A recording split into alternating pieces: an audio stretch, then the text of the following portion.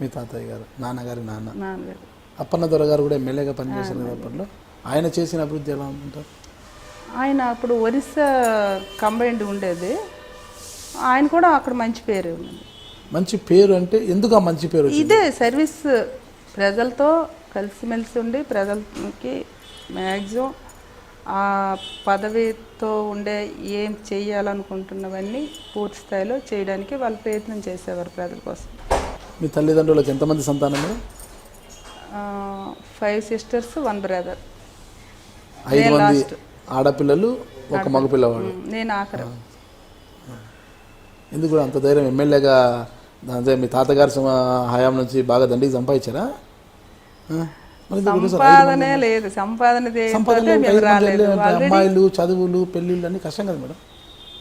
Already మాకు ఉన్న అప్పుడున్న ల్యాండ్స్ వాటితోటే గెటన్ అయ్యేవాళ్ళం.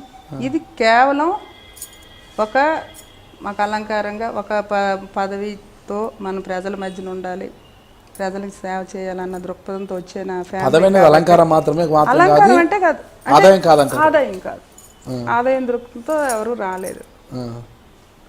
అదే. మీరు ఎన్నోవారు మేడం? ఆఖరు. మీరు ఆఖరు. మిగతా అక్కలంతా ఏం చేస్తున్నారు? అక్క పెద్దక్క హౌస్ వైఫ్, అంటే ఆవిడ సమితి ప్రెసిడెంట్ చేశారు రాయగఢలో, ఒరిస్సాలో తను అత్తగారు. రెండో అక్క ఆంధ్ర బ్యాంక్లో ఆఫీసర్. మూడోది అన్నయ్య, తను డిగ్రీ చదివి ఇంట్లో వ్యవసాయం చూసుకుంటారు. తర్వాత అక్క స్టేట్ బ్యాంక్ ఆఫ్ ఇండియాలో మేనేజర్. తర్వాత 4th కూడా హౌస్ వైఫే. నేను 5th.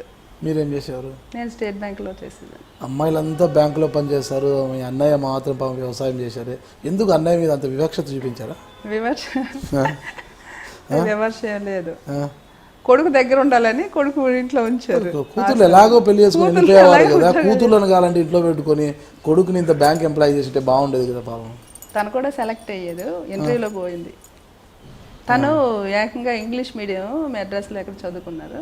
మమ్మల్ని ఏమి నడిపించి చదివడం వల్ల మేము ఇక్కడ సూట్ అయ్యాము. అక్కడ ఇంగ్లీష్ మీడియం ఉంది కాబట్టి తను కొంచెం ఇంటర్వ్యూలో చెప్పలేకపోవచ్చు, తనకు రాలేదు.